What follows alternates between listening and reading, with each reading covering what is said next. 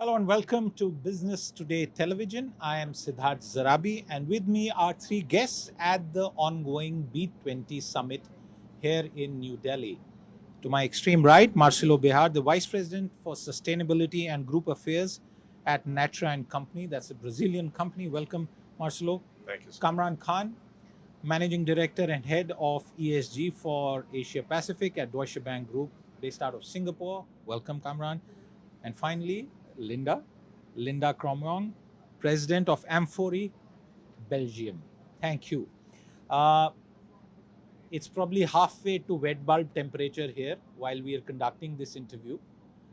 So I don't know where to start, but let me start with you, Kamran. Explain to the average Indian viewer the issue of business resilience from a point of view of ESG. In fact, first the term environmentally sustainable, responsible governance in the running of the affairs of the company. Why is it a topic that the average Indian should be bothered about today? Brilliant. First of all, thank you for having me on. I would say there are three things that an average Indian should focus on. One deals with just your proximity and your way of life. So there is a environmental issue very closely followed by a lot of people around the world, including in India. There's also a social element of that. That's why we use the full term ESG. And people in India know what it looks like when certain social issues are not managed well. The haves and the have-nots, and the people who have opportunities and people who don't have opportunities. It's not about transferring wealth, it's about transferring opportunities. So ESG from a S perspective puts some accountability onto people who have agency, who have power, to be able to say, you can do this financing, but you need to do it in a responsible way so that you are not blind to the fact that certain people are not being addressed in an adequate manner. So that's a second area. The third that I want to just table here for you is about growth, prosperity, and exports. The world is moving towards sustainable practices. Indian businesses that sell overseas had better shape up and build their profile to be able to continue to sell overseas and win markets. So the young people of India, their future depends upon what the India of today is going to do to meet that goal and be a leader in this new emerging economy, rather than just look at it as a cost center and a public relations exercise or some sort of political exercise. All those things are also relevant and important, but I would like to just emphasize that the export potential of this market for a country like India that has very cost-effective technologies, tremendous capacity in terms of expertise and young, smart people, there is no reason why India should not lead in many of the technologies that are coming out under the sustainability banner. And this is the time and this is the place to put the flag down. And I'm very happy to see what India has done to really own up to the leadership in the emerging markets on this subject. Marcelo, I'm coming to you. And Linda, I'll let you have the final word on that topic. So there's a reason why I'm going to come to you last in this round. Marcelo, there are a lot of people who think that the West has done it all. It is industrialized, fully advanced, developed societies, fruits of development widely have spread across. And now certain agendas are being pushed around on the developing part of the world. So, things like ESG, you got to do so many compliances, a new trade order. Am I even correct in asking you this question, that the West has kind of enjoyed the fruits of carbon, if there were any, literally so. And now when it is the turn of the developing part of the world, countries like Brazil, countries like India, and we have a separate formulation called the BRICS, now suddenly we have these new terms to deal with and compliance costs are being increased on companies. Is that a fair question to ask? Hello, everyone. I think this is a very fair question to ask. And I would like to remember a saying of an ancient Spanish writer, Miguel de Cervantes, that said, I do not believe in witches, although they do exist. Okay. So I do it's not believe in witches. although they do exist. Okay. So it is an issue. So there is the whole development history of the developed countries, and they are in a moment of history in which they realize the effects that development has in the world, but the effects do not restrain to only Western countries. They are global, and they must be tackled globally. Of course, they create additional costs for developing countries like Brazil, like India, but they must be tackled together, for sure. So there is only, I Is always... the world together in tackling them? So, and this is important because I think the components, they are totally combined. You cannot have the Paris Agreement without the tropical forest standing. And you cannot have tropical forest standing if the Paris Agreement is not fulfilled. Because if And temperatures... you can't have all of this if the money for mitigation, I mean, there was $100 billion dollars number that came up many years back, and now it's gone up 10 times maybe. Correct. And none of that money is really being put on the table, frankly. Is not yet being put on the table, I would say. And I think the discussion on that money comes from Article 6 of the Paris Agreement that predicted that there should be compensation for developing countries. And we do know that the number is far beyond $100 billion. That's not even going to scratch the surface of the transformation that the industry has to make, of energy transition, land use. All of this will require far more investments than that. Perhaps. Several trillion, for sure. But I think we cannot stop the discussion and not do things because this has not been established yet. I think temperatures are rising, deforestation is progressing, and business must reinvent themselves. Reason why we need to combine both capabilities and expertises between the developed countries that certainly not only have a burden to pay for, since they are emitting since 1850. So they talk a lot about the financial debt, and they do not talk a lot about the carbon debt that must be fulfilled as well and must be paid.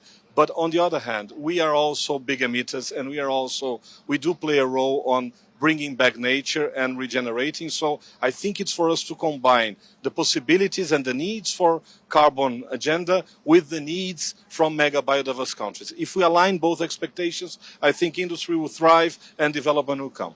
Absolutely, I agree with you. And Linda, the point that he made is absolutely well taken. It's not as if someone is not doing the right thing and therefore we should not do the right thing. But India is a country, not by corporate profits, but by the volume, still a micro, small, medium enterprise country. There are literally thousands of companies of that size and scale who find compliance extremely burdensome. So if you go to an average MSME company in India and tell them, hey, listen, you got to follow all these 15 new global buzzwords, they say, listen, I'm barely surviving.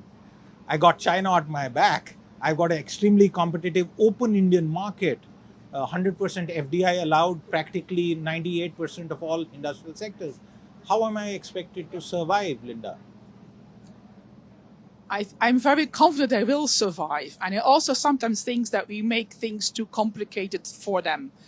ESG, environmental social governance, is maybe, I don't say it's a buzzword, but if you really drill it down, it's really about being a good and responsible business owner that takes care of the people, that takes care of the planet, and whilst doing that in the right manner, that sets them up for success. So I don't think ESG should be seen as a cost, it should be seen as an investment.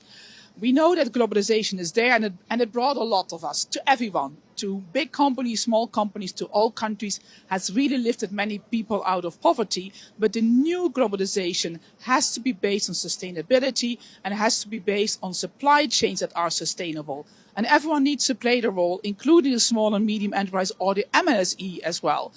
So if you drill it really down to all these different standards and these expectations that are out there, they are very often founded in already well-known international standards from the International Labour Conference, from the International Labour Organization that sets labour standards, for example, about working time and health and safety, from the OECD that sets standards on due diligence, from the UN Guiding Principles on Business Human Rights, but also from standard setting with regards to environment.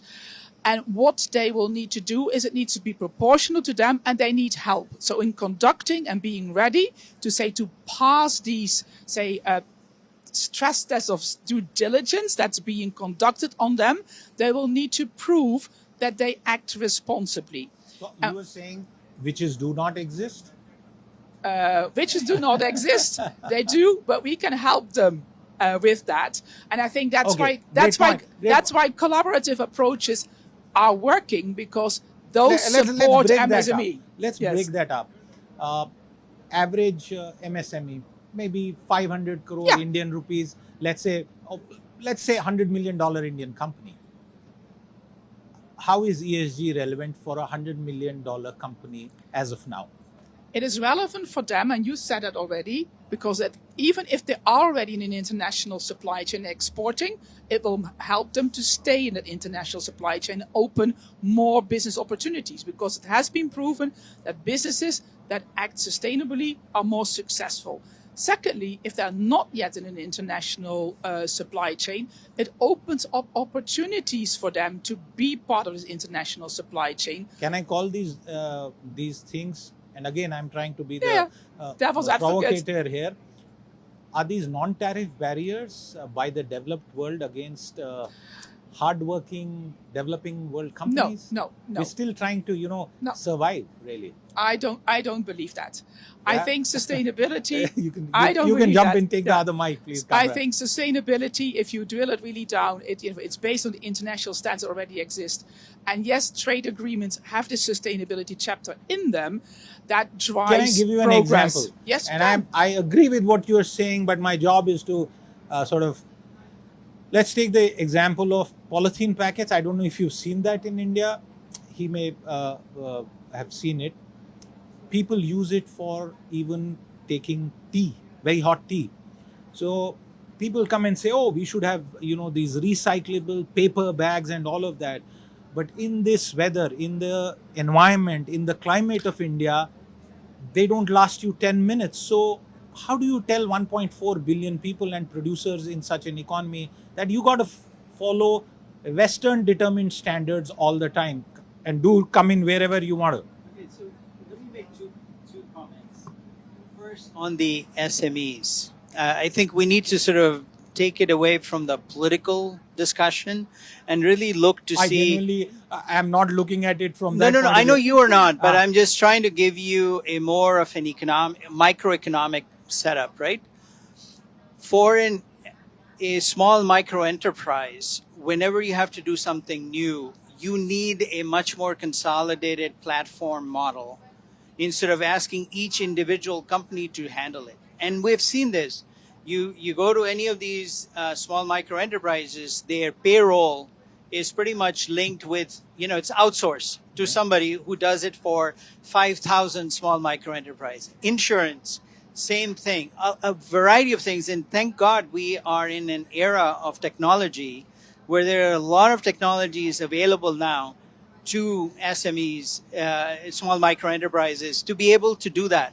So I think in terms of how to, I have very high hopes that there will be innovative technologies and platforms that will be made available to somebody to say, how do I, deal with my supply chain certification issues without having to hire a McKinsey or some, very expensive consultant. So that's the first part. I wanted to say that it's early days, but I'm very hopeful that this issue will get solved in the same way that every other issue of small micro enterprises is being solved.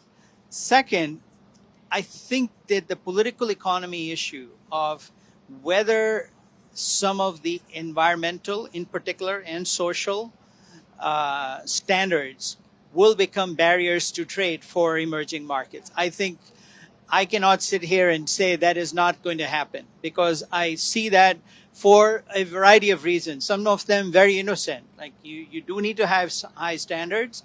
And if you have suppliers from country X that are not able to meet those, they are going to have issues. So I think that this political economy issue, it started off with, who created the mess, the environmental mess, as you discussed with Marcelo, but it's now moving into a WTO conversation about will the markets remain open. Remember, after the New Deal, after the Second World War, around that time, the growth that we saw, especially in the Asian tigers, it came from hard work, it came from good policies, but it also was related to Europe and North America opening markets to these countries. Yeah. And opening if markets and also outsourcing some of the troublesome work. exactly, so you if wanted that to doesn't come in happen, and then then Marcelo, go ahead. You wanted to jump in on this? Yeah, let me just try to build on that and to connect the dots a little bit, because I get your point and I totally understand. I think in Brazil it's the same. Small and medium companies struggle to understand within the fog of war of surviving how they can, on the top of everything, even go to ESG. But there is another angle, which is if we do not look it just as a tariff burden, but as the possibility to create credits in the medium or short amount of time for both carbon and nature, I think those companies can benefit from revenues that they're not counting today. And that's, I think, where the whole struggle of sustainability should be built. For a lot of time, Marcelo. In Correct. fact, Linda, staying on the MSME point, when we introduce a combined indirect tax, what we call the goods and services tax in India, this entire segment of our economy had a very steep learning curve adjusting to that. I wonder if after this 3-letter GST, now they have to adjust to another 3-letter ESG. First, let me come back to what you said here, and but also bring it back to some extent a global perspective. In every country, MSE and SMEs will find it difficult to comply and to understand this regulation. It's not an India-specific topic only. So capacity building is in general important and practical help to help small and medium enterprises to really grab these concepts. If the concept is SDGs, if they already have embarked on SDGs, they are also good for ESG. So sustainability and responsibility, as in the race motto of the B20, is already included in those SDGs. And let me come back with regard to what I meant with collaborative actions. Do not reinvent the wheel. And so collective schemes like Amfori, where we have 2,500 company members, where we help them source responsibly, help their suppliers in many different countries to understand the expectations, but also help them comply, and more importantly, through due diligence, help them to improve and also build long-term relationships. And I think that is what matters. And that's why, for example, on Fori, we have we have 3 persons on the ground here in India to help the suppliers of our members. And in India, we have 1,760 suppliers at this point in time, who all are doing great, but they can do better and they need help and support. And I think that's a collective responsibility, and that's where we will need to share resources. Absolutely. And I think that's a good point to conclude this chat. A short one, really, viewers, because this is a subject that can be taken forward. And what I tried to do was to bring it in context from one angle. There are multiple angles in this, and obviously the way to go forward is to go forward responsibly, keeping in mind what we need to do to ensure that we do not sort of run out of everything within a short span of time. Marcelo, Linda, come on. Thank you very much for your time with us today. With that, it's a wrap on this conversation from the B20 Summit. I'll be back with more. Until then, goodbye. If you like the video, do like, comment, share and subscribe.